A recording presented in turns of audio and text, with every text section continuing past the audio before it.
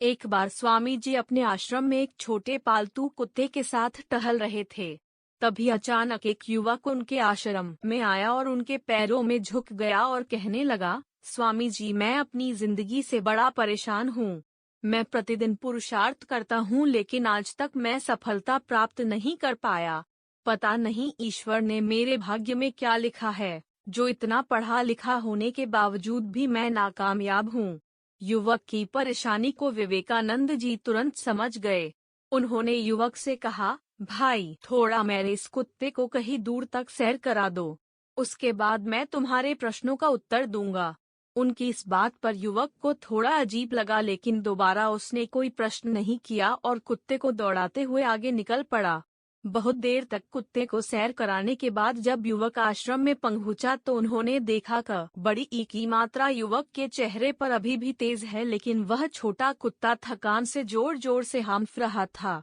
इस पर स्वामी जी ने पूछा, क्यों भाई, मेरा कुत्ता इतना कैसे थक गया? तुम तो बड़े शांत दिख रहे हो, क्या तुम्हें थकावट नहीं हुई? युवक बोला, स्वामी जी, मैं तो धीरे धीरे आराम से चल रहा था लेकिन यही बड़ा अशांत था। रास्ते में मिलने वाले सारे जानवरों के आगे पीछे दौड़ रहा था, इसीलिए एक जैसी दूरी तय करने के बावजूद भी यह इतना थक गया। तब विवेकानंद जी ने कहा, भाई, तुम्हारे प्रश्नों का उत्तर भी तो यही है। तुम्हारा लक्ष्य तुम्हारे अगल बगल है, वो तुमसे कहीं दूर थोड़ी है, परंतु तुम अपने लक्ष्य का पीछा छोड़ करके अन्य लोगों के आगे पीछे दौड़ते रहते हो और इस तरह तुम जिस चीज को पाना चाहते हो उससे दूर चले जाते हो। युवक उत्तर से संतुष्ट हो गया और अपनी गलती को सुधारने में लग गया।